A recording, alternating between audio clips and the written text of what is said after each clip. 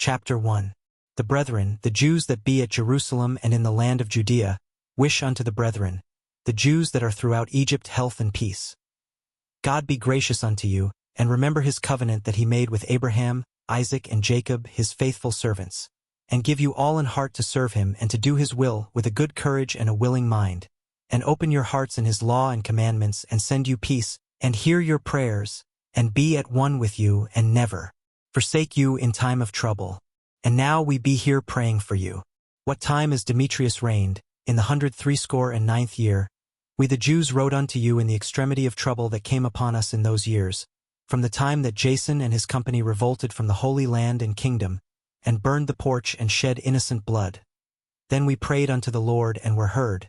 We offered also sacrifices and fine flour, and lighted the lamps, and set forth the loaves.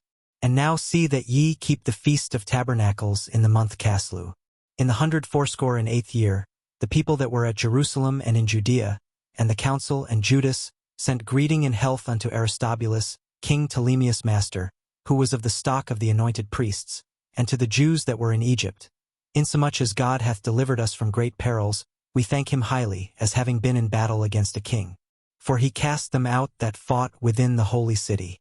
For when the leader was come into Persia, and the army with him that seemed invincible, they were slain in the temple of Nanea by the deceit of Nanea's priests. For Antiochus, as though he would marry her, came into the place, and his friends that were with him, to receive money in name of a dowry, which when the priests of Nanea had set forth, and he was entered with a small company into the compass of the temple, they shut the temple as soon as Antiochus was come in, and opening a privy door of the roof, they threw stones like thunderbolts, and struck down the captain, hewed them in pieces, smote off their heads, and cast them to those that were without. Blessed be our God in all things, who hath delivered up the ungodly. Therefore, whereas we are now purposed to keep the purification of the temple upon the 25th day of the month Caslu, we thought it necessary to certify you thereof, that ye also might keep it, as the feast of the tabernacles and of the fire, which was given us when Nehemias offered sacrifice, after that he had builded the temple and the altar. For when our fathers were led into Persia, the priests that were then devout took the fire of the altar privily, and hid it in an hollow place of a pit without water, where they kept it sure, so that the place was unknown to all men. Now after many years, when it pleased God, Nehemias, being sent from the king of Persia, did send of the posterity of those priests that had hid it to the fire. But when they told us they found no fire, but thick water, then commanded he them to draw it up and to bring it. And when the sacrifices were laid on, Nehemias commanded the priests to sprinkle the wood and the things laid thereupon with the water. When this was done, and the time came that the sun shone, which afore was hid in the cloud, there was a great fire kindled, so that every man marveled. And the priests made a prayer whilst the sacrifice was consuming, I say, both the priests and all the rest, Jonathan beginning, and the rest answering thereunto, as Nehemias did. And the prayer was after this manner. O Lord, Lord God, Creator of all things, who art fearful and strong and righteous and merciful, and the only and gracious King, the only giver of all things, the only just, almighty, and everlasting, thou that deliverest Israel from all trouble, and didst choose the fathers, and sanctify them. Receive the sacrifice for thy whole people Israel, and preserve thine own portion, and sanctify it. Gather those together that are scattered from us. Deliver them that serve among the heathen. Look upon them that are despised and abhorred, and let the heathen know that thou art our God. Punish them that oppress us, and with pride do us wrong. Plant thy people again in thy holy place, as Moses hath spoken. And the priests sung psalms of thanksgiving. Now when the sacrifice was consumed, Nehemias commanded the water that was left to be poured on the great stones. When this was done, there was kindled a flame, but it was consumed by the light that shined from the altar. So when this matter was known, it was told the king of Persia, that in the place, where the priests that were led away had hid the fire, there appeared water, and that Nehemias had purified the sacrifices therewith. Then the king, enclosing the place, made it holy, after he had tried the matter. And the king took many gifts, and bestowed thereof on those whom he would gratify. And Nehemias called this thing Napthar, which is as much as to say a cleansing, but many men call it Nephi. Chapter 2. It is also found in the records, that Jeremy the prophet commanded them that were carried away to take of the fire, as it hath been signified. and how that the prophet, having given them the law, charged them not to forget the commandments of the Lord, and that they should not err in their minds, when they see images of silver and gold with their ornaments. And with other such speeches exhorted he them, that the law should not depart from their hearts. It was also contained in the same writing, that the prophet, being warned of God, commanded the tabernacle and the ark to go with him, as he went forth into the mountain, where Moses climbed up and saw the heritage of God. And when Jeremy came thither, he found an hollow cave, wherein he laid the tabernacle and the ark and the altar of incense, and so stopped the door. And some of those that followed him came to mark the way, but they could not find it. Which when Jeremy perceived, he blamed them, saying, As for that place, it shall be unknown until the time that God gather his people again together, and receive them unto mercy. Then shall the Lord shew them these things, and the glory of the Lord shall appear, and the cloud also, as it was shewed under Moses, and as when Solomon desired that the place might be honorably sanctified. It was also declared, that he being wise offered the sacrifice of dedication, and of the finishing of the temple. And as when Moses prayed unto the Lord, the fire came down from heaven, and consumed the sacrifices. Even so prayed Solomon also, and the fire came down from heaven, and consumed the burnt offerings. And Moses said, Because the sin offering was not to be eaten, it was consumed. So Solomon kept those 8 days. The same things also were reported in the writings and commentaries of Nehemias, and how he founding a library gathered together the acts of the kings, and the prophets, and of David, and the epistles of the kings concerning the holy gifts. In like manner also Judas gathered together all those things that were lost by reason of the war we had, and they remain with us, wherefore if ye have need thereof, send some to fetch them unto you. Whereas we then are about to celebrate the purification, we have written unto you, and ye shall do well if ye keep the same days. We hope also, that the God, that delivered all his people, and gave them all in heritage and the kingdom, and the priesthood, and the sanctuary, as he promised in the law, will shortly have mercy upon us, and gather us together out of every land under heaven into the holy place. For he hath delivered us out of great troubles, and hath purified the place. Now as concerning Judas Maccabeus, and his brethren, and the purification of the great temple, and the dedication of the altar, and the wars against Antiochus Epiphanes, and Eupator his son, and the manifest signs that came from heaven unto those that behaved themselves manfully to their honor for Judaism.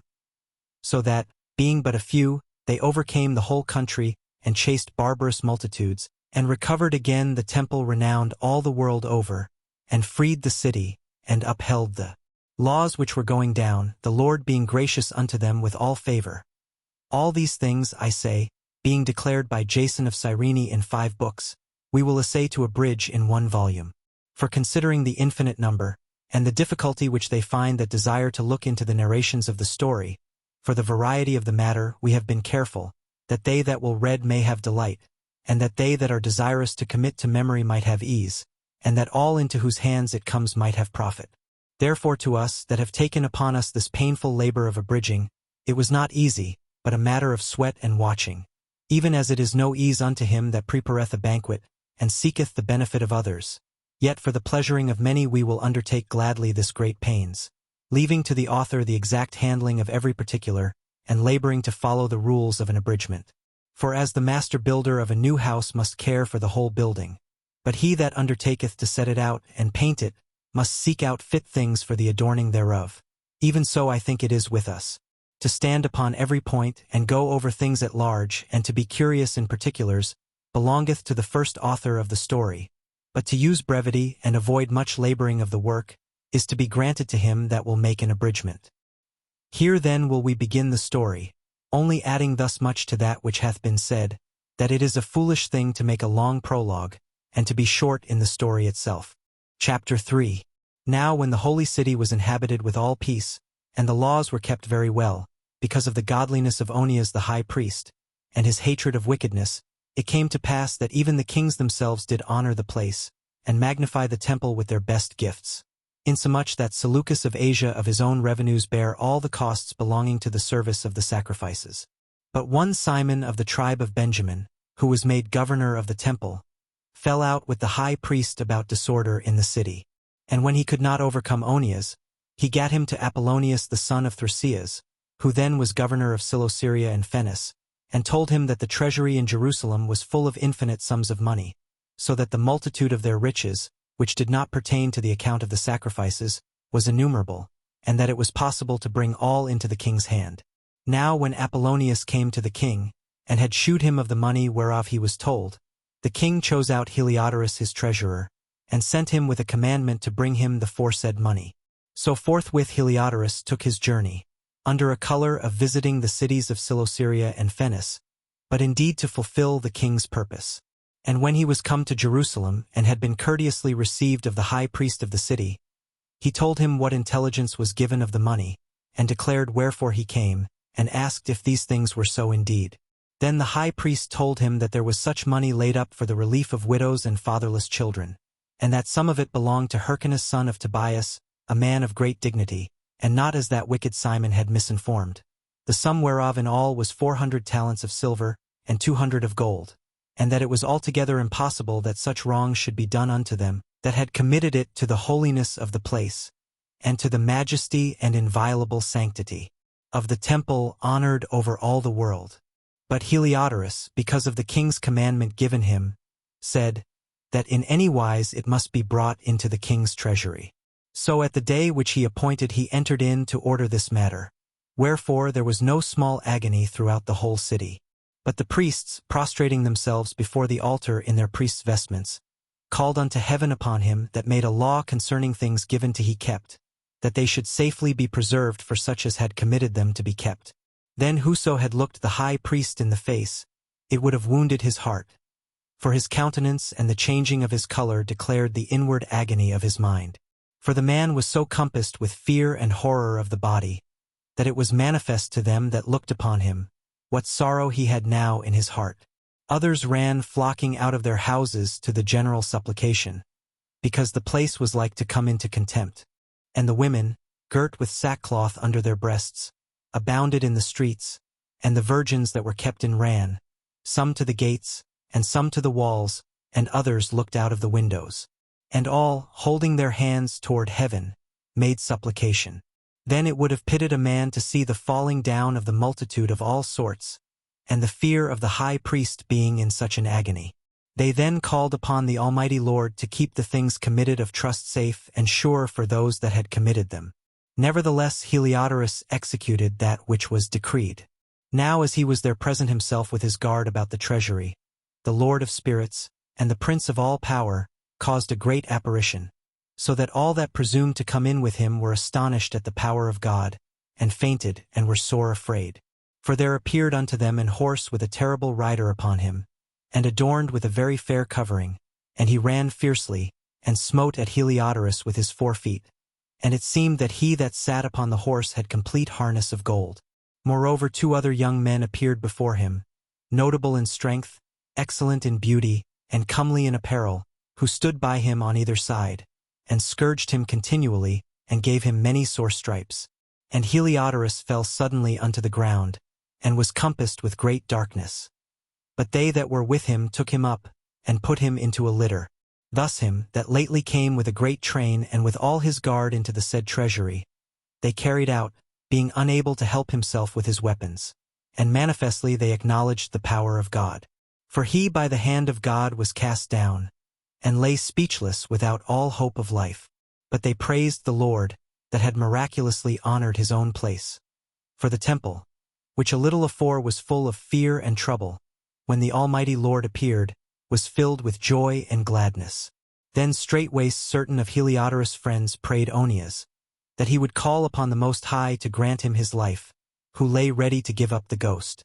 So the high priest, suspecting lest the king should misconceive that some treachery had been done to Heliodorus by the Jews, offered a sacrifice for the health of the man. Now as the high priest was making an atonement, the same young men in the same clothing appeared and stood beside Heliodorus, saying, Give Onias the high priest great thanks, insomuch as for his sake the Lord hath granted thee life, and seeing that thou hast been scourged from heaven, declare unto all men the mighty power of God. And when they had spoken these words, they appeared no more. So Heliodorus, after he had offered sacrifice unto the Lord, and made great vows unto him that had saved his life, and saluted Onias, returned with his host to the king. Then testified he to all men the works of the great God, which he had seen with his eyes. And when the king Heliodorus, who might be a fit man to be sent yet once again to Jerusalem, he said, If thou hast any enemy or traitor, send him thither, and thou shalt receive him well scourged, if he escape with his life. For in that place, no doubt, there is an especial power of God. For he that dwelleth in heaven hath his eye on that place, and defendeth it, and he beateth and destroyeth them that come to hurt it. And the things concerning Heliodorus, and the keeping of the treasury, fell out on this sort. Chapter 4. This Simon now, of whom we spake afore, having been a betrayer of the money, and of his country, slandered Onias, as if he had terrified Heliodorus, and been the worker of these evils. Thus was he bold to call him a traitor, that had deserved well of the city, and tendered his own nation, and was so zealous of the laws.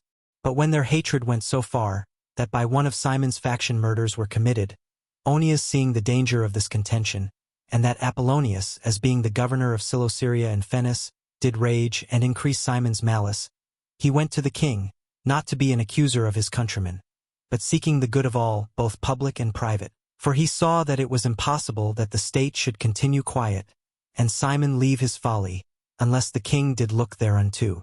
But after the death of Seleucus, when Antiochus, called Epiphanes, took the kingdom, Jason the brother of Onias labored underhand to be high priest, promising unto the king by intercession 360 talents of silver, and of another revenue 80 talents. Beside this, he promised to assign 150 more, if he might have license to set him up a place for exercise, and for the training up of youth in the fashions of the heathen, and to write them of Jerusalem by the name of Antiochians, which when the king had granted, and he had gotten into his hand the rule, he forthwith brought his own nation to Greekish fashion. And the royal privileges granted of special favor to the Jews by the means of John the father of Eupolemus, who went ambassador to Rome for amity and aid, he took away, and putting down the governments which were according to the law, he brought up new customs against the law, for he built gladly a place of exercise under the tower itself, and brought the chief young men under his subjection, and made them wear a hat.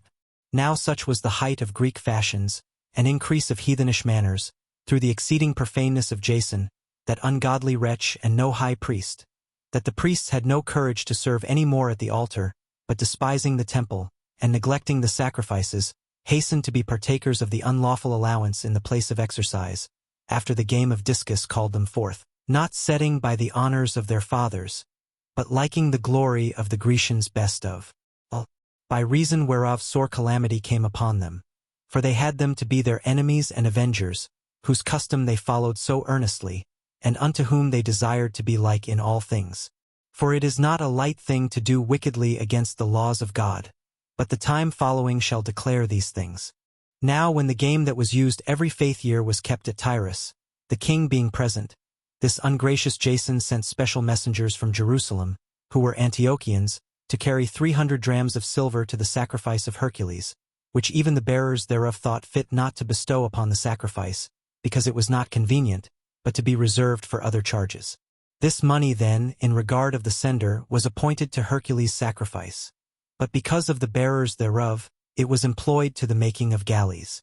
Now when Apollonius the son of Menestheus was sent into Egypt for the coronation of King Ptolemais Philometor, Antiochus, understanding him not to be well affected to his affairs, provided for his own safety. Whereupon he came to Joppa, and from thence to Jerusalem, where he was honorably received of Jason, and of the city, and was brought in with torch alight, and with great shoutings, and so afterward went with his host unto Phenice. 3 years afterward Jason sent Menelaus, the aforesaid Simon's brother, to bear the money unto the king, and to put him in mind of certain necessary matters. But he being brought to the presence of the king, when he had magnified him for the glorious appearance of his power, got the priesthood to himself, offering more than Jason by 300 talents of silver. So he came with the king's mandate, bringing nothing worthy the high priesthood, but having the fury of a cruel tyrant, and the rage of a savage beast. Then Jason, who had undermined his own brother, being undermined by another, was compelled to flee into the country of the Ammonites. So Menelaus got the principality. But as for the money that he had promised unto the king, he took no good order for it, albeit Sostratus the ruler of the castle required it. For unto him appertained the gathering of the customs. wherefore they were both called before the king. Now Menelaus left his brother Lysimachus in his stead in the priesthood, and Sostratus left Crates, who was governor of the Cyprians. While those things were in doing, they of Tarsus and Malos made insurrection, because they were given to the king's concubine called Antiochus. Then came the king in all haste to appease matters, leaving Andronicus, a man in authority, for his deputy. Now Menelaus, supposing that he had gotten a convenient time, stole certain vessels of gold out of the temple, and gave some of them to Andronicus, and some he sold into Tyrus and the cities round about. Which when Onias knew of a surety, he reproved him, and withdrew himself into a sanctuary at Daphne, that lieth by Antiochia. Wherefore Menelaus, taking Andronicus apart, prayed him to get Onias into his hands, who being persuaded thereunto, and coming to Onias in deceit, gave him his right hand with oaths, and though he were suspected by him, yet persuaded he him to come forth of the sanctuary, whom forthwith he shut up without regard of justice. For the which cause not only the Jews, but many also of other nations, took great indignation, and were much grieved for the unjust murder of the man. And when the king was come again from the places about Cilicia, the Jews that were in the city, and certain of the Greeks that abhorred the fact also, complained because Onias was slain without cause. Therefore Antiochus was heartily sorry, and moved to pity, and wept, because of the sober and modest behavior of him that was dead. And being kindled with anger, forthwith he took away Andronicus his purple, and rent off his clothes, and leading him through the whole city unto that very place, where he had committed impiety against Onias, there slew he the cursed murderer. Thus the Lord rewarded him his punishment, as he had deserved. Now when many sacrileges had been committed in the city by Lysimachus with the consent of Menelaus, and the fruit thereof was spread abroad, the multitude gathered themselves together against Lysimachus, many vessels of gold being already carried away. Whereupon the common people rising, and being filled with rage, Lysimachus armed about 3,000 men, and began first to offer violence. One Oranus being the leader, a man far gone in years, and no less in folly. They then, seeing the attempt of Lysimachus, some of them caught stones, some clubs, others taking handfuls of dust, that was next at hand, cast them all together upon Lysimachus, and those that sat upon them. Thus many of them they wounded, and some they struck to the ground, and all of them they forced to flee. But as for the church robber himself, him they killed beside the treasury. Of these matters therefore there was an accusation laid against Menelaus. Now when the king came to Tyrus, 3 men that were sent from the Senate pleaded the cause before him. But Menelaus, being now convicted, promised Ptolemy the son of Dorymenes to give him much money, if he would pacify the king toward him. Whereupon Ptolemy, taking the king aside into a certain gallery, as it were to take the air, brought him to be of another mind, insomuch that he discharged Menelaus from the accusations, who notwithstanding was cause of all the mischief. And those poor men, who, if they had told their cause, yea, before the Scythians, should have been judged innocent, them he condemned to death. Thus they that followed the matter for the city, and for the people, and for the holy vessels, did soon suffer unjust punishment. Wherefore even they of Tyrus, moved with hatred of that wicked deed, caused them to be honorably buried. And so through the covetousness of them that were of power Menelaus remained still in authority, increasing in malice, and being a great traitor to the citizens. Chapter 5. About the same time Antiochus prepared his second voyage into Egypt. And then it happened, that through all the city, for the space almost of 40 days, there were seen horsemen running in the air, in cloth of gold, and armed with lances, like a band of soldiers and troops of horsemen in array, encountering and running one against another, with shaking of shields and multitude of pikes, and drawing of swords and casting of darts, and glittering of golden ornaments, and harness of all sorts. Wherefore every man prayed that that apparition might turn to good. Now when there was gone forth a false rumor, as though Antiochus had been dead, Jason took at the least 1,000 men, and suddenly made an assault upon the city. And they that were upon the walls being put back, and the city at length taken, Menelaus fled into the castle. But Jason slew his own citizens without mercy, not considering that to get the day of them of his own nation would be a most unhappy day for him, but thinking they had been his enemies, and not his countrymen, whom he conquered. Howbeit for all this he obtained not the principality, but at the last received shame for the reward of his treason, and fled again into the country of the Ammonites.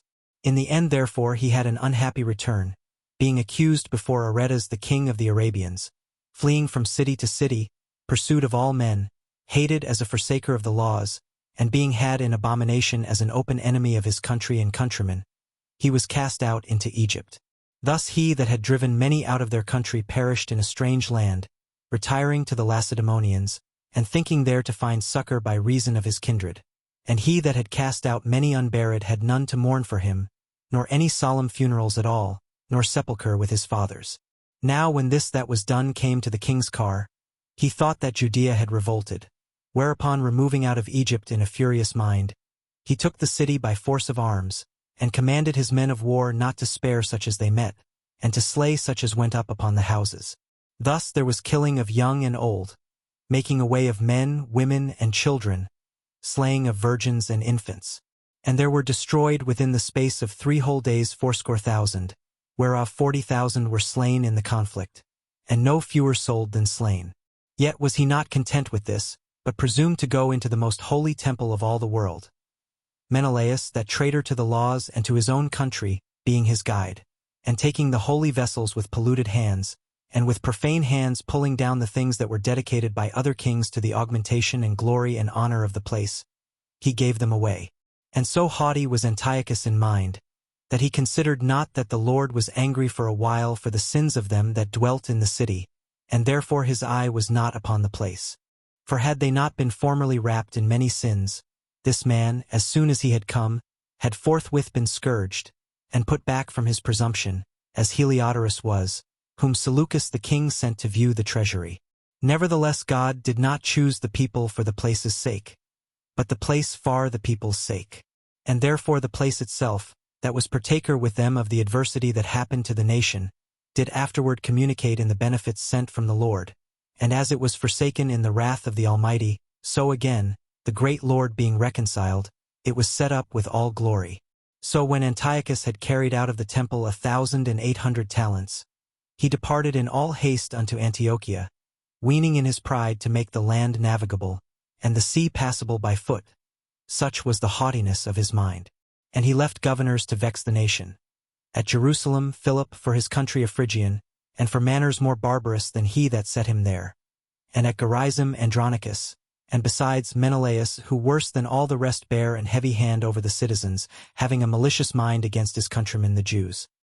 He sent also that detestable ringleader Apollonius with an army of 22,000, commanding him to slay all those that were in their best age, and to sell the women and the younger sort, who coming to Jerusalem and pretending peace, did forbear till the holy day of the Sabbath, when taking the Jews keeping holy day, he commanded his men to arm themselves.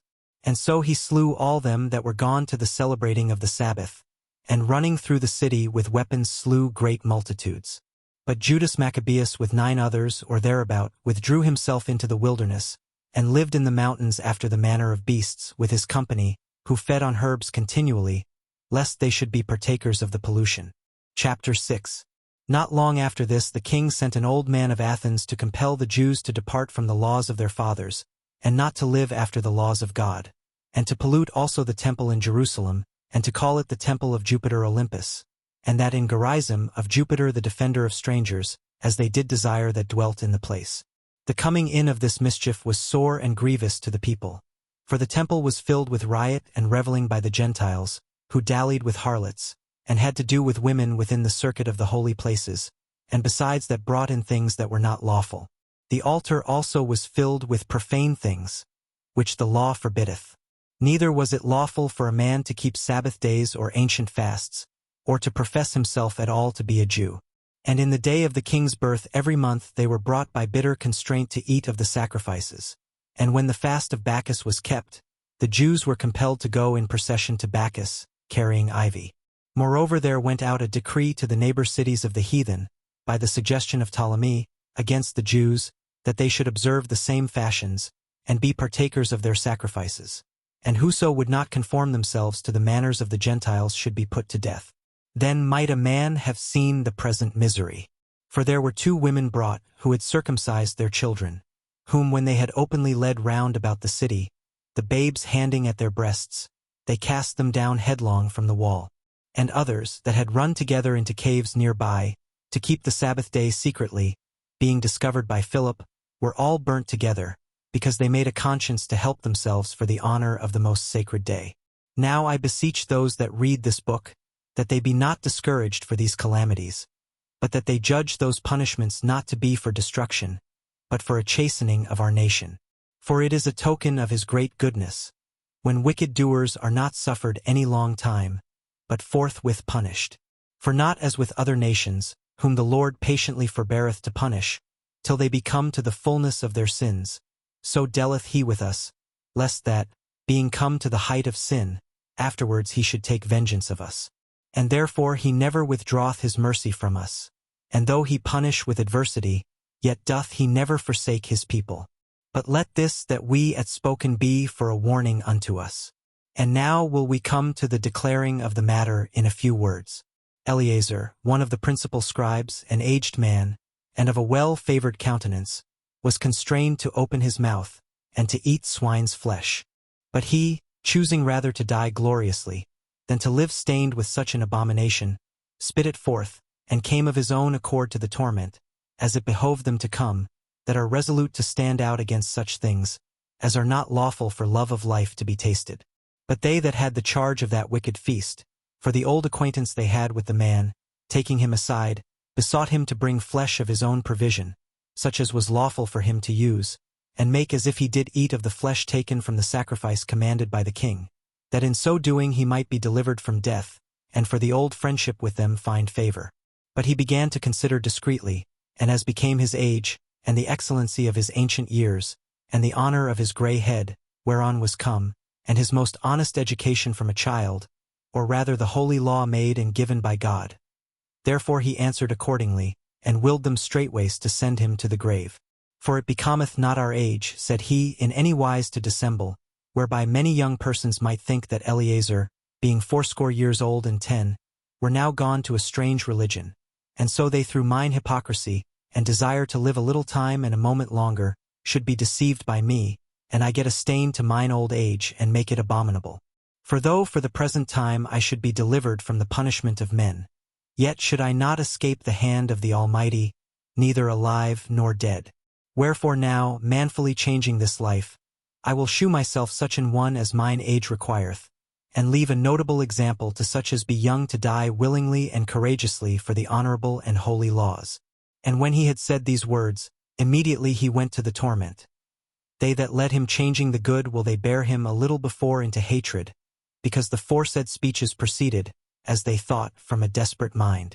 But when he was ready to die with stripes, he groaned, and said, It is manifest unto the Lord, that hath the holy knowledge, that whereas I might have been delivered from death, I now endure sore pains in body by being beaten, but in soul am well content to suffer these things, because I fear him. And thus this man died, leaving his death for an example of a noble courage, and a memorial of virtue, not only unto young men, but unto all his nation. Chapter 7. It came to pass also, that 7 brethren with their mother were taken, and compelled by the king against the law to taste swine's flesh, and were tormented with scourges and whips. But one of them that spake first said thus, What wouldest thou ask or learn of us? We are ready to die, rather than to transgress the laws of our fathers. Then the king, being in a rage, commanded pans and cauldrons to be made hot, which forthwith being heated, he commanded to cut out the tongue of him that spake first, and to cut off the utmost parts of his body, the rest of his brethren and his mother looking on. Now when he was thus maimed in all his members, he commanded him being yet alive to be brought to the fire, and to be fried in the pan. And as the vapor of the pan was for a good space dispersed, they exhorted one another with the mother to die manfully, saying thus, The Lord God looketh upon us, and in truth hath comfort in us, as Moses in his song, which witnessed to their faces, declared, saying, And he shall be comforted in his servants.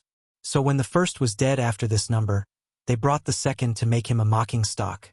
And when they had pulled off the skin of his head with the hair, they asked him, Wilt thou eat, before thou be punished throughout every member of thy body? But he answered in his own language and said, No. Wherefore he also received the next torment in order, as the former did. And when he was at the last gasp, he said, Thou like a fury takest us out of this present life, But the King of the world shall raise us up, who have died for his laws unto everlasting life. After him was the third made a mocking stock, and when he was required, he put out his tongue, and that right soon, holding forth his hands manfully, and said courageously, These I had from heaven, and for his laws I despised them, and from him I hope to receive them again. Insomuch that the king, and they that were with him, marveled at the young man's courage, for that he nothing regarded the pains.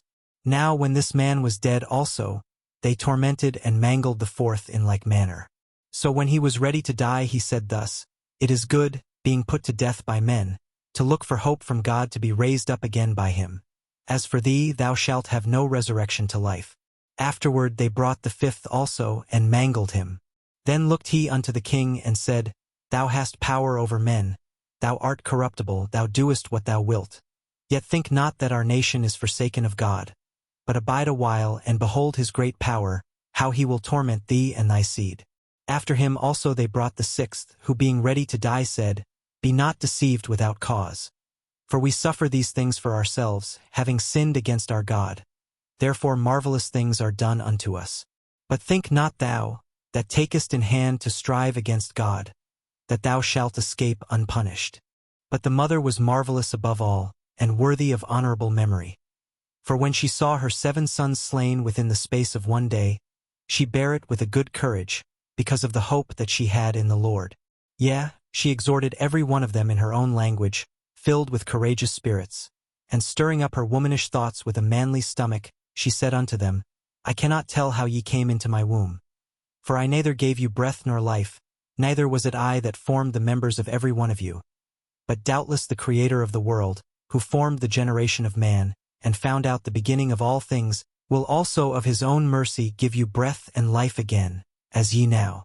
Regard not your own selves for his law's sake. Now Antiochus, thinking himself despised, and suspecting it to be a reproachful speech, whilst the youngest was yet alive, did not only exhort him by words, but also assured him with oaths, that he would make him both a rich and a happy man, if he would turn from the laws of his fathers, and that also he would take him for his friend, and trust him with affairs. But when the young man would in no case hearken unto him, the king called his mother, and exhorted her that she would counsel the young man to save his life. And when he had exhorted her with many words, she promised him that she would counsel her son. But she bowing herself toward him, laughing the cruel tyrant to scorn, spake in her country language on this manner. O my son, have pity upon me that bare thee 9 months in my womb, and gave thee such 3 years, and nourished thee, and brought thee up unto this age, and endured the troubles of education. I beseech thee, my son, look upon the heaven and the earth, and all that is therein, and consider that God made them of things that were not, and so was mankind made likewise. Fear not this tormentor, but, being worthy of thy brethren, take thy death that I may receive thee again in mercy with thy brethren. While she was yet speaking these words, the young man said, Whom wait ye for? I will not obey the king's commandment, but I will obey the commandment of the law that was given unto our fathers by Moses. And thou, that hast been the author of all mischief against the Hebrews, shalt not escape the hands of God. For we suffer because of our sins. And though the living Lord be angry with us a little while for our chastening and correction, yet shall he be at one again with his servants. But thou, O godless man, and of all other most wicked, be not lifted up without a cause, nor puffed up with uncertain hopes, lifting up thy hand against the servants of God. For thou hast not yet escaped the judgment of Almighty God, who seeth all things. For our brethren, who now have suffered a short pain, are dead under God's covenant of everlasting life. But thou, through the judgment of God, shalt receive just punishment for thy pride. But I, as my brethren, offer up my body and life for the laws of our fathers, beseeching God that he would speedily be merciful unto our nation, and that thou by torments and plagues mayest confess that he alone is God, and that in me and my brethren the wrath of the Almighty, which is justly brought upon our nation, may cease. Then the king, being in a rage, handed him worse than all the rest, and took it grievously that he was mocked. So this man died undefiled, and put his whole trust in the Lord. Last of all after the sons the mother died. Let this be enough now to have spoken concerning the idolatrous feasts, and the extreme tortures. Chapter 8. Then Judas Maccabeus and they that were with him went privily into the towns, and called their kinsfolks together, and took unto them all such as continued in the Jews' religion, and assembled about 6,000 men.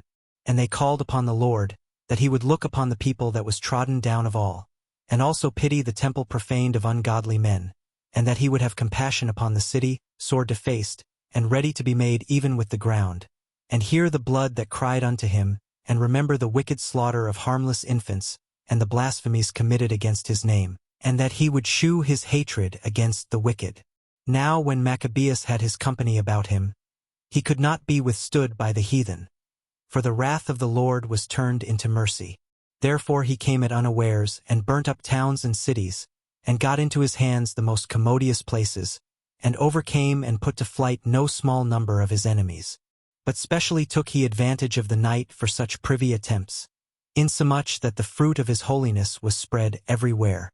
So when Philip saw that this man increased by little and little, and that things prospered with him still more and more, he wrote unto Ptolemæus, the governor of Seleucia and Phenice, to yield more aid to the king's affairs. Then forthwith choosing Nicanor the son of Patroclus, one of his special friends, he sent him with no fewer than 20,000 of all nations under him, to root out the whole generation of the Jews. And with him he joined also Gorgias a captain, who in matters of war had great experience. So Nicanor undertook to make so much money of the captive Jews, as should defray the tribute of 2,000 talents, which the king was to pay to the Romans. Wherefore immediately he sent to the cities upon the sea coast, proclaiming a sale of the captive Jews, and promising that they should have 80 bodies for 1 talent, not expecting the vengeance that was to follow upon him from the Almighty God. Now when word was brought unto Judas of Nicanor's coming, and he had imparted unto those that were with him that the army was at hand, they that were fearful, and distrusted the justice of God, fled, and conveyed themselves away. Others sold all that they had left, and withal besought the Lord to deliver them, sold by the wicked Nicanor before they met together, and if not for their own sakes, yet for the covenants he had made with their fathers, and for his holy and glorious name's sake, by which they were called. So Maccabeus called his men together unto the number of 6,000, and exhorted them not to be stricken with terror of the enemy, nor to fear the great multitude of the heathen, who came wrongly against them, but to fight manfully, and to set before their eyes the injury that they had unjustly done to the holy place, and the cruel handling of the city, whereof they made a mockery, and also the taking away of the government of their forefathers. For they, said he, trust in their weapons and boldness. But our confidence is in the Almighty, who at a beck can cast down both them that come against us, and also all the world. Moreover, he recounted unto them what helps their forefathers had found, and how they were delivered, when under Sennacherib 185,000 perished. And he told them of the battle that they had in Babylon with the Galatians, how they came but 8,000 in all to the business, with 4,000 Macedonians, and that the Macedonians being perplexed, the 8,000 destroyed 120,000 because of the help that they had from heaven, and so received a great booty. Thus when he had made them bold with these words, and ready to die for the law and the country, he divided his army into 4 parts, and joined with himself his own brethren, leaders of each band, to wit Simon and Joseph and Jonathan, giving each one 1,500 men. Also he appointed Eleazar to read the holy book, and when he had given them this watchword, the help of God, himself leading the first band, and by the help of the Almighty they slew above 9,000 of their enemies, and wounded and maimed the most part of Nicanor's host, and so put all to flight, and took their money that came to buy them, and pursued them far, but lacking time they returned, for it was the day before the Sabbath, and therefore they would no longer pursue them. So when they had gathered their armor together, and spoiled their enemies, they occupied themselves about the Sabbath, yielding exceeding praise and thanks to the Lord, who had preserved them unto that day, which was the beginning of mercy distilling upon them. And after the Sabbath, when they had given part of the spoils to the maimed, and the widows and orphans, the residue they divided among themselves and their servants. When this was done, and they had made a common supplication, they besought the merciful Lord to be reconciled with his servants forever.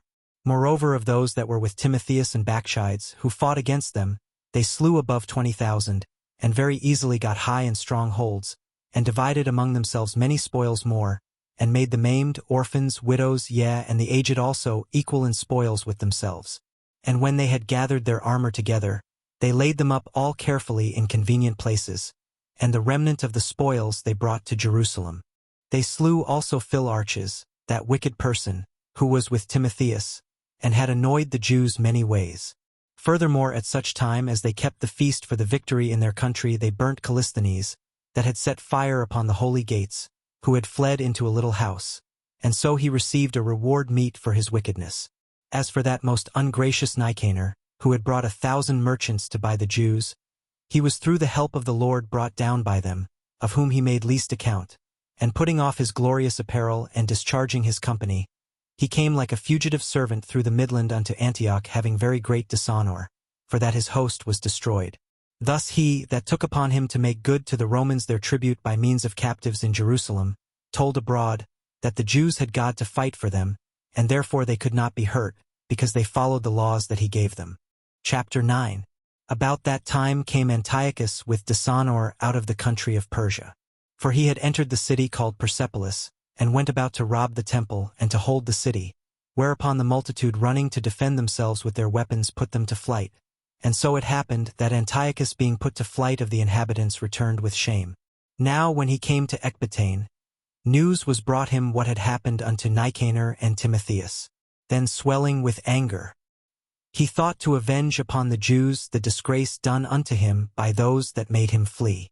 Therefore commanded he his chariotman to drive without ceasing, and to dispatch the journey, the judgment of God now following him. For he had spoken proudly in this sort, that he would come to Jerusalem and make it a common burying place of the Jews. But the Lord Almighty, the God of Israel, smote him with an incurable and invisible plague. Or as soon as he had spoken these words, a pain of the bowels that was remediless came upon him, and sore torments of the inner parts, and that most justly, for he had tormented other men's bowels with many and strange torments. Howbeit he nothing at all ceased from his bragging, but still was filled with pride, breathing out fire in his rage against the Jews, and commanding to haste the journey. But it came to pass that he fell down from his chariot, carried violently, so that having a sore fall all the members of his body were much pained. And thus he that a little afore thought he might command the waves of the sea, so proud was he beyond the condition of man, and weigh the high mountains in a balance, was now cast on the ground, and carried in an horse litter, shewing forth unto all the manifest power of God.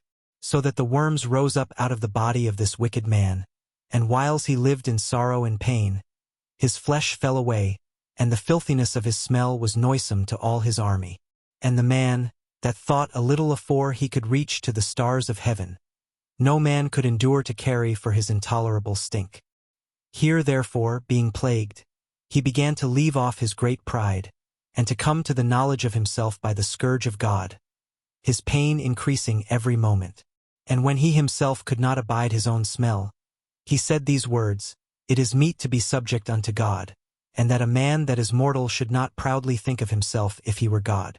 This wicked person vowed also unto the Lord, who now no more would have mercy upon him, saying thus, that the holy city, to the which he was going in haste to lay it even with the ground, and to make it a common burying place, he would set at liberty. And as touching the Jews, whom he had judged not worthy so much as to be buried, but to be cast out with their children to be devoured of the fowls and wild beasts, he would make them all equals to the citizens of Athens. And the holy temple, which before he had spoiled, he would garnish with goodly gifts, and restore all the holy vessels with many more, and out of his own revenue defray the charges belonging to the sacrifices. Yea, and that also he would become a Jew himself, and go through all the world that was inhabited, and declare the power of God. But for all this his pains would not cease, for the just judgment of God was come upon him. Therefore, despairing of his health, he wrote unto the Jews the letter underwritten, containing the form of a supplication, after this manner. Antiochus, king and governor, to the good Jews his citizens wisheth much joy, health, and prosperity. If ye and your children fare well, and your affairs be to your contentment, I give very great thanks to God, having my hope in heaven. As for me, I was weak, or else I would have remembered kindly your honor and good will returning out of Persia, and being taken with a grievous disease, I thought it necessary to care for the common safety of all. Not distrusting mine health, but having great hope to escape this sickness. But considering that even my father, at what time he led an army into the high countries, appointed a successor, to the end that, If anything fell out contrary to expectation, or if any tidings were brought that were grievous, they of the land, knowing to whom the state was left, might not be troubled. Again, considering how that the princes that are borderers and neighbors unto my kingdom wait for opportunities, and expect what shall be the event. I have appointed my son Antiochus king, whom I often committed and commended unto many of you, when I went up into the high provinces, to whom I have written as followeth. Therefore I pray and request you to remember the benefits that I have done unto you generally, and in special, and that every man will be still faithful to me and my son. For I am persuaded that he understanding my mind will favorably and graciously yield to your desires. Thus the murderer and blasphemer having suffered most grievously, as he entreated other men, so died he a miserable death in a strange country in the mountains. And Philip, that was brought up with him, carried away his body, who also fearing the son of Antiochus went into Egypt to Ptolemais Philometor. Chapter 10. Now Maccabeus and his company, the Lord guiding them, recovered the temple and the city, but the altars which the heathen had built in the open street, and also the chapels, they pulled down. And having cleansed the temple they made another altar, and striking stones they took fire out of them, and offered a sacrifice after 2 years, and set forth incense and lights and showbread. When that was done, they fell flat down, and besought the Lord that they might come no more into such troubles. But if they sinned any more against him, that he himself would chasten them with mercy, and that they might not be delivered unto the blasphemous and barbarous nations. Now upon the same day that the strangers profaned the temple, on the very same day it was cleansed again, even the 25th day of the same month, which is Caslu. And they kept the 8 days with gladness, as in the feast of the tabernacles, remembering that not long afore they had held the feast of the tabernacles, when as they wandered in the mountains and dens like beasts. Therefore they bare branches and fair boughs, and palms also, and sang psalms unto him that had given them good success in cleansing his place. They ordained also by a common statute and decree, that every year those days should be kept of the whole nation of the Jews. And this was the end of Antiochus called Epiphanes. Now will we declare the acts of Antiochus Eupator, who was the son of this wicked man, gathering briefly the calamities of the wars. So when he was come to the crown, he set one Lysias over the affairs of his realm, and appointed him his chief governor of Cilicia and Phenice. For Ptolemais, that was called Macron, choosing rather to do justice unto the Jews for the wrong that had been done unto them, endeavored to continue peace with them. Whereupon being accused of the king's friends before Eupator, and called traitor at every word because he had left Cyprus, that Philometor had committed unto him, and departed to Antiochus Epiphanes, and seeing that he was in no honorable place, he was so discouraged, that he poisoned himself and died. But when Gorgias was governor of the holds, he hired soldiers and nourished war continually with the Jews. And therewithal the Idumeans, having gotten into their hands the most commodious holds, kept the Jews occupied, and receiving those that were banished from Jerusalem, they went about to nourish war. Then they that were with Maccabeus made supplication, and besought God that he would be their helper. And so they ran with violence upon the strong holds of the Idumeans, and assaulting them strongly, they won the holds and kept off all that fought upon the wall, and slew all that fell into their hands, and killed no fewer than 20,000. And because certain, who were no less than 9,000, were fled together into 2 very strong castles, having all manner of things convenient to sustain the siege, Maccabeus left Simon and Joseph, and Zacchaeus also, and them that were with him, who were enough to besiege them, and departed himself unto those places which more needed his help. Now they that were with Simon, being led with covetousness, were persuaded for money through certain of those that were in the castle, and took 70,000 drams, and let some of them escape. But when it was told Maccabeus what was done, he called the governors of the people together, and accused those men, that they had sold their brethren for money, and set their enemies free to fight against them. So he slew those that were found traitors, and immediately took the 2 castles. And having good success with his weapons in all things he took in hand, he slew in the 2 holds more than 20,000.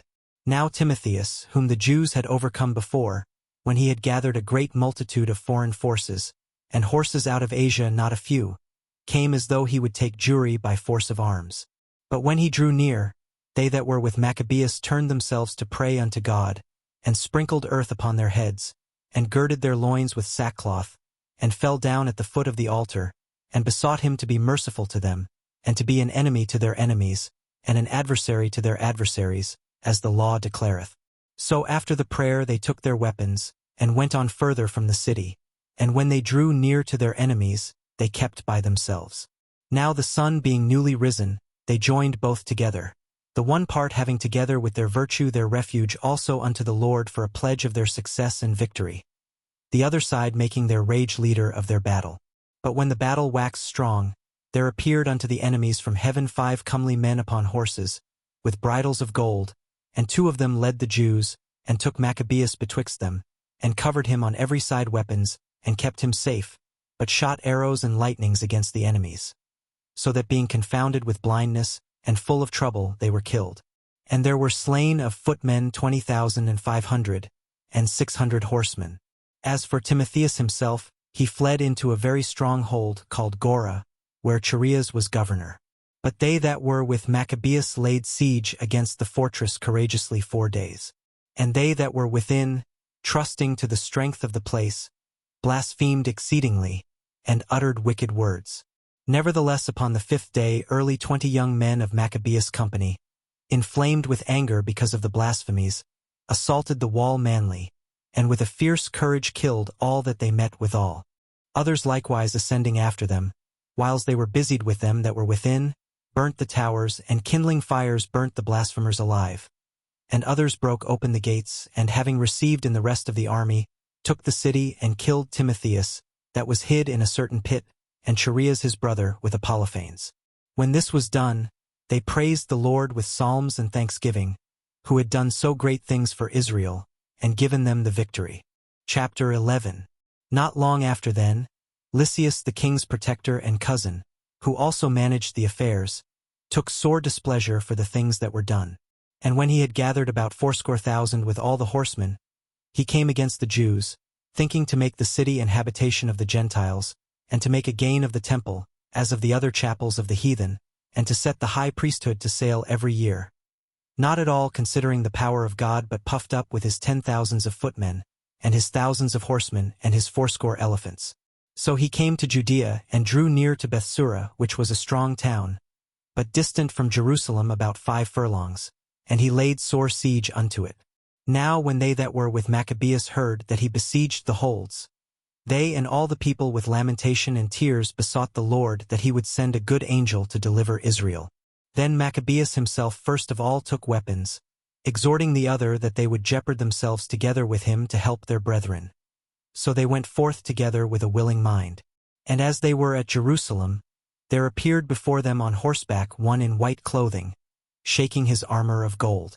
Then they praised the merciful God altogether, and took heart, insomuch that they were ready not only to fight with men, but with most cruel beasts, and to pierce through walls of iron.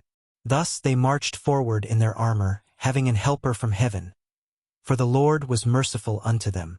And giving a charge upon their enemies like lions, they slew 11,000 footmen, and 1,600 horsemen, and put all the other to flight. Many of them also being wounded escaped naked, and Lysias himself fled away shamefully, and so escaped. Who, as he was a man of understanding, casting with himself what loss he had had, and considering that the Hebrews could not be overcome, because the Almighty God helped them, he sent unto them, and persuaded them to agree to all reasonable conditions, and promised that he would persuade the king that he must needs be a friend unto them. Then Maccabeus consented to all that Lysias desired, being careful of the common good. And whatsoever Maccabeus wrote unto Lysias concerning the Jews, the king granted it.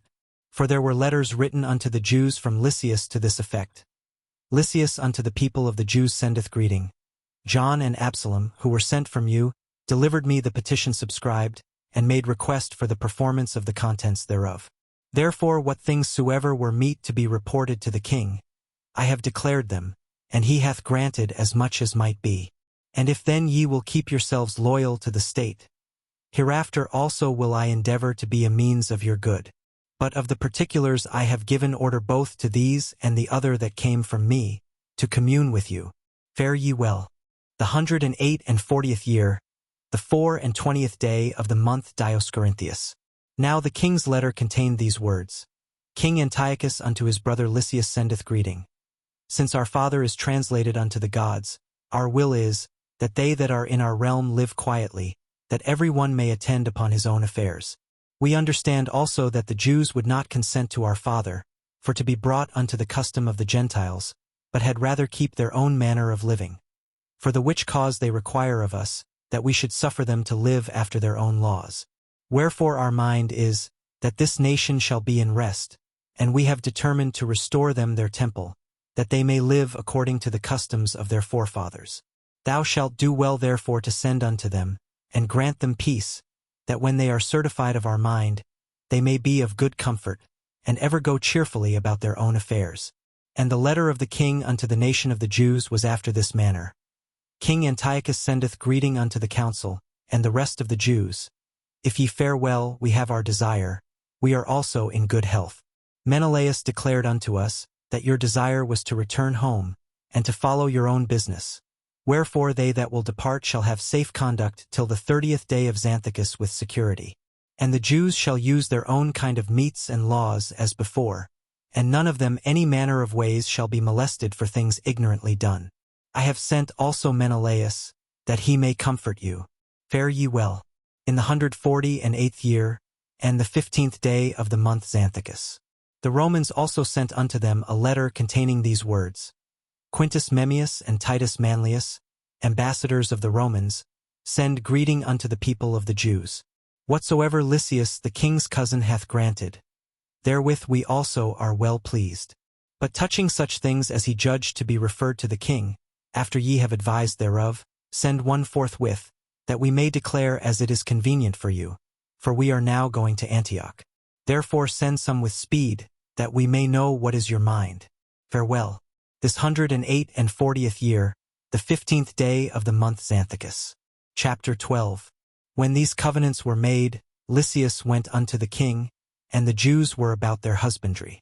But of the governors of several places, Timotheus and Apollonius the son of Genneus, also Hieronymus and Demophon, and beside them Nicanor the governor of Cyprus, would not suffer them to be quiet and live in peace.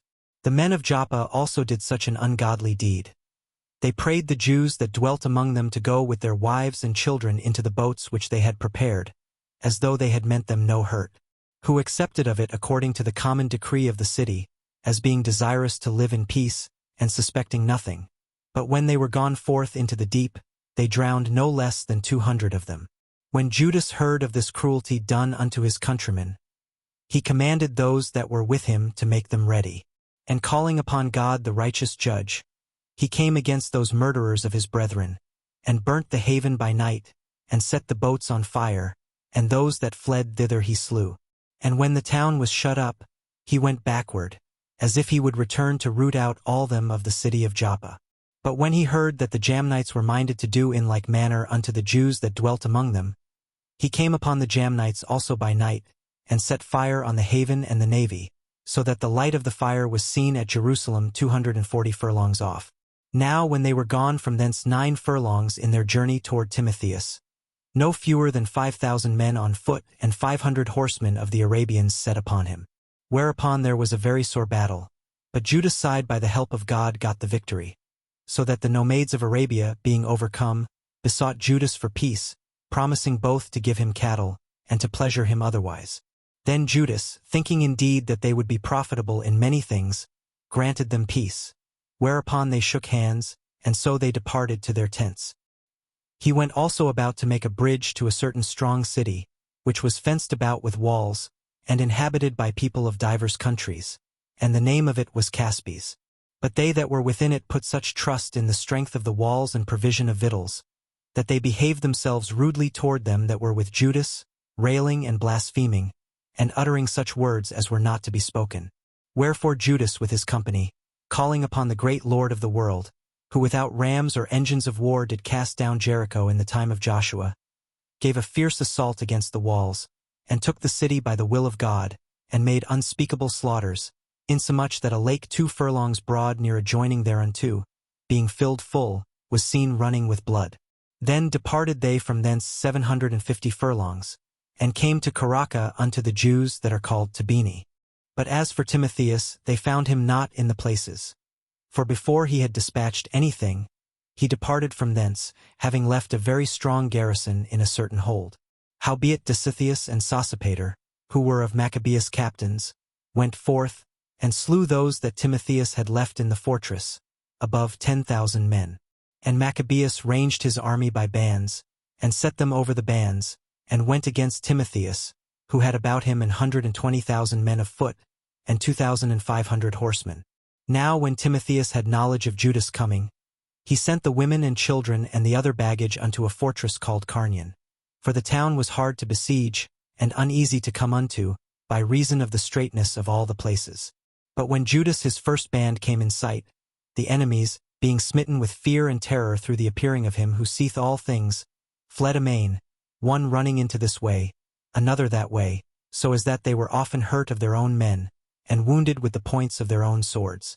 Judas also was very earnest in pursuing them, killing those wicked wretches, of whom he slew about 30,000 men.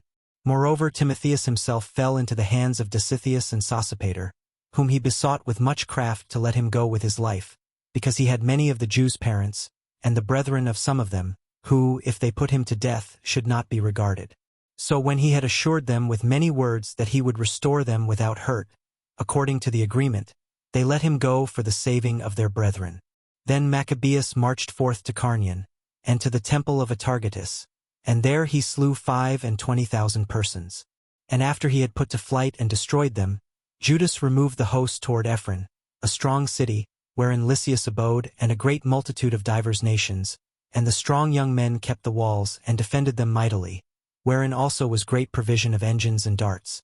But when Judas and his company had called upon Almighty God, who with his power breaketh the strength of his enemies, they won the city, and slew 25,000 of them that were within. From thence they departed to Scythopolis, which lieth 600 furlongs from Jerusalem. But when the Jews that dwelt there had testified that the Scythopolitans dealt lovingly with them, and entreated them kindly in the time of their adversity, they gave them thanks, desiring them to be friendly still unto them. And so they came to Jerusalem, the feast of the weeks approaching. And after the feast, called Pentecost, they went forth against Gorgias the governor of Idumea, who came out with 3,000 men of foot and 400 horsemen. And it happened that, in their fighting together, a few of the Jews were slain.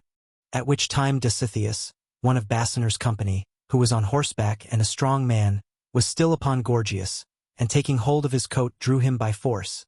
And when he would have taken that cursed man alive, a horseman of Thracia coming upon him smote off his shoulder, so that Gorgias fled unto Marissa.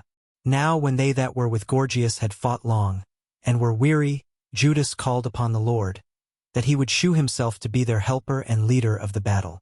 And with that he began in his own language, and sung psalms with a loud voice, and rushing unawares upon Gorgias' men, he put them to flight.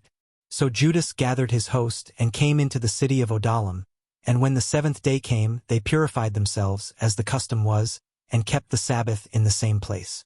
And upon the day following, as the use had been, Judas and his company came to take up the bodies of them that were slain, and to bury them with their kinsmen in their fathers' graves. Now under the coats of every one that was slain they found things consecrated to the idols of the Jamnites, which is forbidden the Jews by the law. Then every man saw that this was the cause wherefore they were slain. All men therefore praising the Lord, the righteous judge, who had opened the things that were hid, betook themselves unto prayer, and besought him that the sin committed might wholly be put out of remembrance. Besides, that noble Judas exhorted the people to keep themselves from sin, forsomuch as they saw before their eyes the things that came to pass for the sins of those that were slain. And when he had made a gathering throughout the company to the sum of 2,000 drams of silver, he sent it to Jerusalem to offer a sin offering, doing therein very well and honestly, in that he was mindful of the resurrection. For if he had not hoped that they that were slain should have risen again, it had been superfluous and vain to pray for the dead. And also in that he perceived that there was great favor laid up for those that died godly, it was an holy and good thought. Whereupon he made a reconciliation for the dead, that they might be delivered from sin. Chapter 13. In the 149th year it was told Judas, that Antiochus Eupator was coming with a great power into Judea, and with him Lysias his protector and ruler of his affairs, having either of them a Grecian power of footmen, 110,000, and horsemen 5,300, and elephants 22, and 300 chariots armed with hooks. Menelaus also joined himself with them, and with great dissimulation encouraged Antiochus, not for the safeguard of the country, but because he thought to have been made governor. But the king of kings moved Antiochus' mind against this wicked wretch, and Lysias informed the king that this man was the cause of all mischief, so that the king commanded to bring him unto Berea, and to put him to death, as the manner is in that place. Now there was in that place a tower of 50 cubits high, full of ashes, and it had a round instrument which on every side hanged down into the ashes. And whosoever was condemned of sacrilege, or had committed any other grievous crime, there did all men thrust him unto death. Such a death it happened that wicked man to die, not having so much as burial in the earth, and that most justly. For inasmuch as he had committed many sins about the altar, whose fire and ashes were holy, he received his death in ashes. Now the king came with a barbarous and haughty mind to do far worse to the Jews than had been done in his father's time. Which things when Judas perceived, he commanded the multitude to call upon the Lord night and day, that if ever at any other time, he would now also help them, being at the point to be put from their law, from their country, and from the holy temple, and that he would not suffer the people, that had even now been but a little refreshed, to be in subjection to the blasphemous nations. So when they had all done this together, and besought the merciful Lord with weeping and fasting, and lying flat upon the ground 3 days long, Judas, having exhorted them, commanded they should be in a readiness. And Judas, being apart with the elders, determined, before the king's host should enter into Judea, and get the city, to go forth and try the matter in fight by the help of the Lord. So when he had committed all to the Creator of the world, and exhorted his soldiers to fight manfully, even unto death, for the laws, the temple, the city, the country, and the commonwealth, he camped by Modin, and having given the watchword to them that were about him, victory is of God, with the most valiant and choice young men he went into the king's tent by night, and slew in the camp about 4,000 men, and the chiefest of the elephants, with all that were upon him. And at last they filled the camp with fear and tumult, and departed with good success.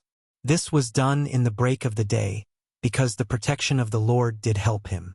Now when the king had taken a taste of the manliness of the Jews, he went about to take the holds by policy, and marched toward Bethsura, which was a stronghold of the Jews. But he was put to flight, failed, and lost of his men. For Judas had conveyed unto them that were in it such things as were necessary. But Rhodicus, who was in the Jews' host, disclosed the secrets to the enemies. Therefore he was sought out, and when they had gotten him, they put him in prison. The king treated with them in Bethsum the second time, gave his hand, took theirs, departed, fought with Judas, was overcome. Heard that Philip, who was left over the affairs in Antioch, was desperately bent, confounded, entreated the Jews, submitted himself, and sware to all equal conditions, agreed with them, and offered sacrifice, honored the temple, and dealt kindly with the place, and accepted well of Maccabeus, made him principal governor from Ptolemais unto the Gerenians. Came to Ptolemais. The people there were grieved for the covenants, for they stormed because they would make their covenants void. Lysias went up to the judgment seat, said as much as could be in defense of the cause, persuaded, pacified, made them well affected, returned to Antioch. Thus it went touching the king's coming and departing. Chapter 14. After 3 years was Judas informed that Demetrius the son of Seleucus, having entered by the haven of Tripolis with a great power and navy, had taken the country, and killed Antiochus, and Lysias his protector. Now one Alcimus, who had been high priest, and had defiled himself wilfully in the times of their mingling with the Gentiles, seeing that by no means he could save himself, nor have any more access to the holy altar, came to King Demetrius in the 151st year, presenting unto him a crown of gold, and a palm, and also of the boughs which were used solemnly in the temple, and so that day he held his peace. Howbeit having gotten opportunity to further his foolish enterprise, and being called into council by Demetrius, and asked how the Jews stood affected, and what they intended, he answered thereunto. Those of the Jews that he called Assadeans, whose captain is Judas Maccabeus, nourish war and are seditious, and will not let the rest be in peace. Therefore I, being deprived of mine ancestors' honor, I mean the high priesthood, am now come hither, first, verily for the unfeigned care I have of things pertaining to the king, and secondly, even for that I intend the good of mine own countrymen. For all our nation is in no small misery through the unadvised dealing of them aforesaid.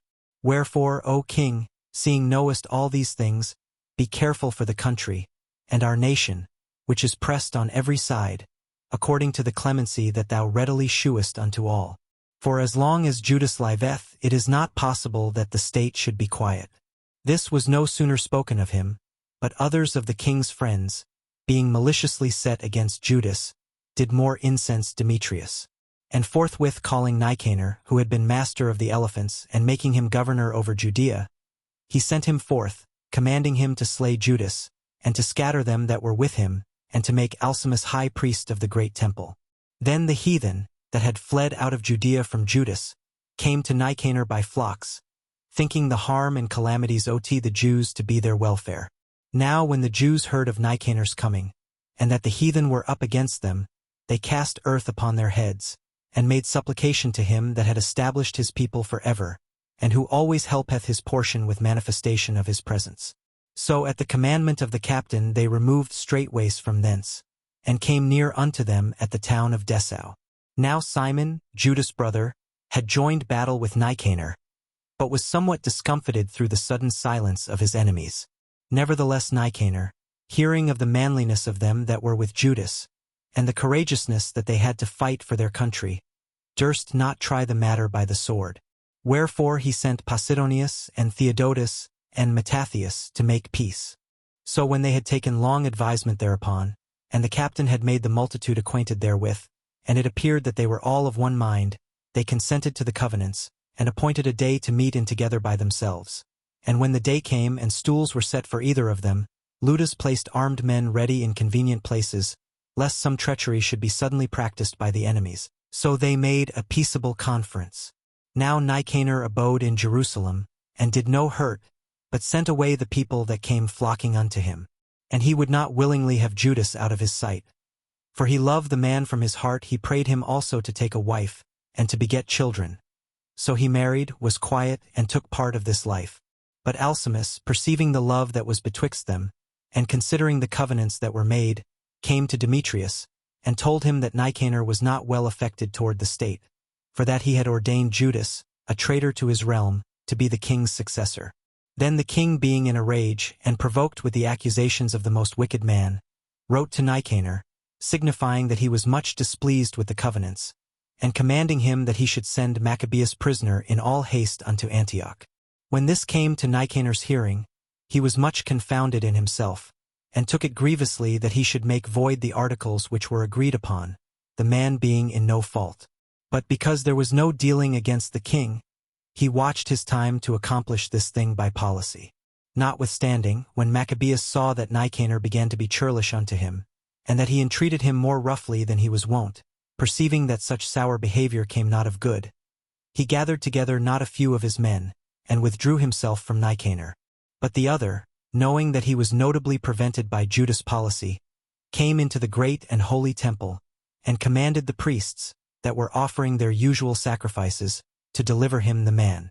And when they sware that they could not tell where the man was whom he sought, he stretched out his right hand toward the temple, and made an oath in this manner: If ye will not deliver me Judas as a prisoner, I will lay this temple of God even with the ground, and I will break down the altar, and erect a notable temple unto Bacchus.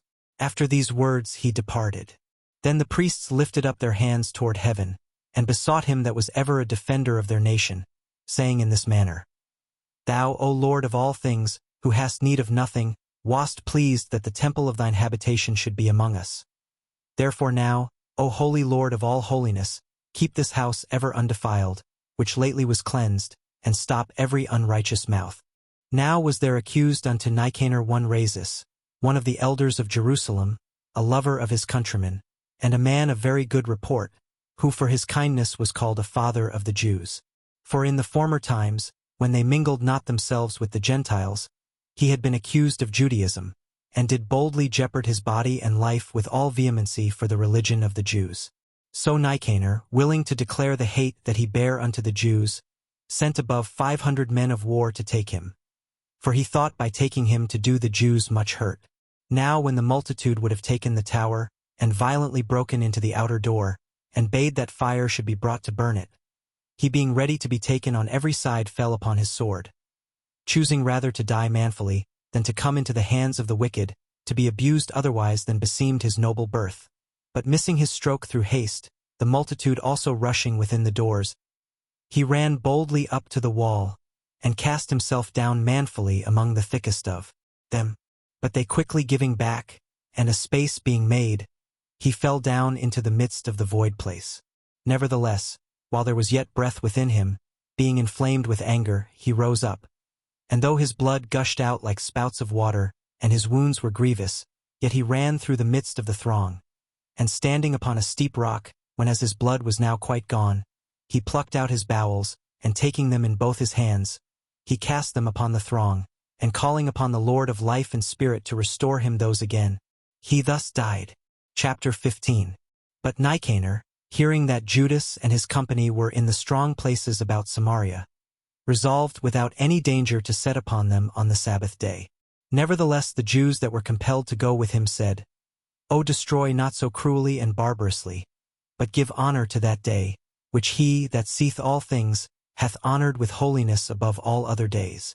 Then the most ungracious wretch demanded, if there were a mighty one in heaven, that had commanded the Sabbath day to be kept. And when they said, There is in heaven a living Lord and mighty, who commanded the seventh day to be kept.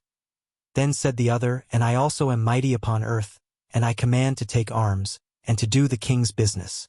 Yet he obtained not to have his wicked will done.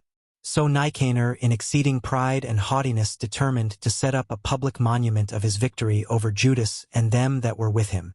But Maccabeus had ever sure confidence that the Lord would help him. Wherefore he exhorted his people not to fear the coming of the heathen against them, but to remember the help which in former times they had received from heaven, and now to expect the victory and aid which should come unto them from the Almighty. And so comforting them out of the law and the prophets, and withal putting them in mind of the battles that they won afore, he made them more cheerful. And when he had stirred up their minds, he gave them their charge, shewing them therewithal the falsehood of the heathen, and the breach of oaths. Thus he armed every one of them, not so much with defensive shields and spears, as with comfortable and good words. And beside that, he told them a dream worthy to be believed, as if it had been so indeed, which did not a little rejoice them. And this was his vision, that Onias, who had been high priest, a virtuous and a good man, reverend in conversation, gentle in condition, well-spoken also, and exercised from a child in all points of virtue, holding up his hands prayed for the whole body of the Jews. This done, in like manner there appeared a man with grey hairs, and exceeding glorious, who was of a wonderful and excellent majesty. Then Onias answered, saying, This is a lover of the brethren, who prayeth much for the people, and for the holy city, to wit, Jeremias the prophet of God. Whereupon Jeremias, holding forth his right hand, gave to Judas a sword of gold, and in giving it spake thus, Take this holy sword, a gift from God, with the which thou shalt wound the adversaries. Thus being well comforted by the words of Judas, which were very good, and able to stir them up to valor, and to encourage the hearts of the young men, they determined not to pitch camp, but courageously to set upon them, and manfully to try the matter by conflict, because the city and the sanctuary and the temple were in danger. For the care that they took for their wives, and their children, their brethren and folks, was in least account with them, but the greatest and principal fear was for the holy temple. Also they that were in the city took not the least care, being troubled for the conflict abroad. And now, when as all looked what should be the trial, and the enemies were already come near, and the army was set in array, and the beasts conveniently placed, and the horsemen set in wings, Maccabeus, seeing the coming of the multitude, and the divers preparations of armor, and the fierceness of the beasts, stretched out his hands toward heaven, and called upon the Lord that worketh wonders, knowing that victory cometh not by arms, but even as it seemeth good to him, he giveth it to such as are worthy. Therefore in his prayer he said after this manner, O Lord, thou didst send thine angel in the time of Ezekias king of Judea, and didst slay in the host of Sennacherib 185,000. Wherefore now also, O Lord of heaven, send a good angel before us for a fear and dread unto them, and through the might of thine arm let those be stricken with terror, that come against thy holy people to blaspheme. And he ended thus. Then Nicanor and they that were with him came forward with trumpets and songs. But Judas and his company encountered the enemies with invocation and prayer, so that fighting with their hands, and praying unto God with their hearts, they slew no less than 35,000 men. For through the appearance of God they were greatly cheered. Now when the battle was done, returning again with joy, they knew that Nicanor lay dead in his harness. Then they made a great shout and a noise, praising the Almighty in their own language. And Judas, who was ever the chief defender of the citizens both in body and mind, and who continued his love toward his countrymen all his life, commanded to strike off Nicanor's head, and his hand with his shoulder, and bring them to Jerusalem. So when he was there, and called them of his nation together, and set the priests before the altar, he sent for them that were of the tower, and shewed them vile Nicanor's head, and the hand of that blasphemer, which with proud brags he had stretched out against the holy temple of the Almighty. And when he had cut out the tongue of that ungodly Nicanor, he commanded that they should give it by pieces unto the fowls, and hang up the reward of his madness before the temple. So every man praised toward the heaven the glorious Lord, saying, Blessed be he that hath kept his own place undefiled.